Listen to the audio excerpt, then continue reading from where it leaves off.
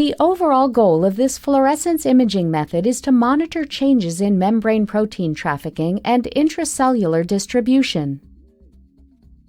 This method provides insight into changes in protein trafficking, such as the effect of genetic mutations or pharmacological agents on the rate of vesicle delivery and protein expression on the cell surface.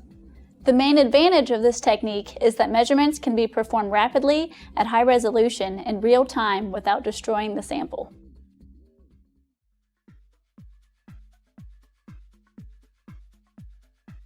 "48 hours prior to imaging, mouse neuroblastoma 2A cells are transfected with a plasmid construct containing SEP, a pH-sensitive fluorophore incorporated into the extracellular region of the protein of interest.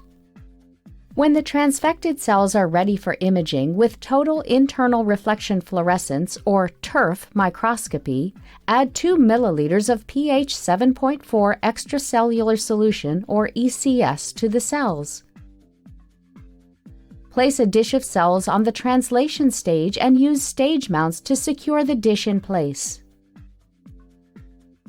In epifluorescence mode, focus the microscope and locate the fluorescent transfected cells. Cells will remain focused across several focus planes. Locate single, isolated cells to proceed with TIRF.